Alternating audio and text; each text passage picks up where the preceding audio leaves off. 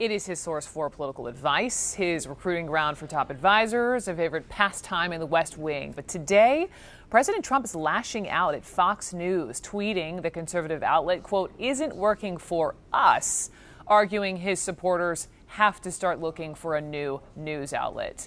This after a segment featuring a DNC official. So with me now, Carl Cameron. He covered politics for Fox News for more than 2 decades, and now he's helped create and now works for the progressive news site Front Page Live. So, Carl, a pleasure. Nice to have you on.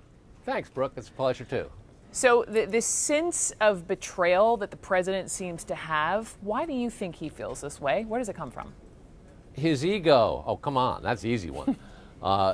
The problem with this is that he is effectively telling Fox viewers to boycott Fox News. We have to find another outlet, he said. So that's pretty radical even for him. And what he really means is, I need to have more opinion people who will espouse my opinion, because his clash came part of the news department of Fox News Channel, and they were simply talking to Democrats because, by the way, Democrats are part of the election that's coming next year, so it's a good idea to talk to their candidates and talk to their party leaders. You mentioned those who opine, and I want to get back to that. But when you read the part of the tweet where he says Fox isn't working for us, the pronoun us, is that Trump sort of indirectly acknowledging that he thought Fox was an arm of the Republican Party or even an arm of his own administration? That's the kind of thing that makes the news department at Fox News, where I worked for a number of years, sick to their stomachs. News people don't like to hear that sort of stuff. The entertainment side, on the other hand, is vastly different, and it's a threat to them. Trump is basically challenging the Sean Hannitys of Fox News to beat up on the journalists. That's not going to work either. You left in 2017, given what you saw. Do you agree with the president's view that the network, or maybe even some of its hosts, have become an arm of the administration? I think there's no question that conservative television hosts tend to support Donald Trump. Of course, you see Bill Kristol here on CNN, but there isn't a lot of never-Trumpers who get a lot of TV time. Unfortunately, the administration and most of the Republicans in Congress are supporting him, even though most of them understand that Trump's values have nothing to do with the values they grew up in the Republican Party. You mentioned a second ago the opinion host, and right, we know in the TV world that Fox has worked to really distinguish between what's opinion and what's news, sort of daytime versus who we watch at night. But the problem is, Carl, it's difficult for a viewer to differentiate that. And today, is Trump's behavior not the perfect example of this? Oh, sure. And it's not the first time. He complained about Fox polls recently because the Fox polls showed that he was losing some ground. And that was a couple of weeks, maybe even a month ago.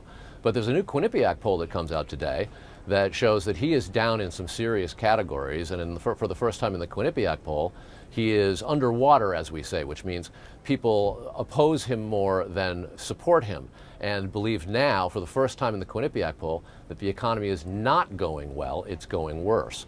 And those are the types of polls that Fox was doing all along. Fox has good polls, and Trump doesn't like it because it doesn't reflect well on him. This is a crybaby president who wants to bully because he can't find solutions. On that point, one thing I can't get over in this era, this climate, is the glaring hypocrisy, right? So you take a news item, huge scoop in the Washington Post today, and I'm going to change it would be Trump, but I'm going to say this. If then President Obama actually told aides to take any borderland they needed, fast track a border wall for construction, and then he would pardon them if they get in trouble, which is, let's just remind everyone, against the law, an abuse of power and an abuse of eminent domain. Fill in the blank for me.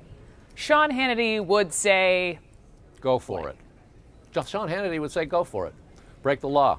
He'll pardon you. If it were President Obama? No. No, of course not. I'm saying if it were, I'm saying that would be treason. Flip the script. That would be treason, and they would lock up the entire administration.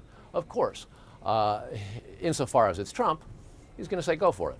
I mean, I don't know that. We're speculating. But the point of all of this is that the president has a huge disregard for the values of American history and the traditions that have gotten us to the point where he ended up becoming the president. And he is absolutely devouring them every day.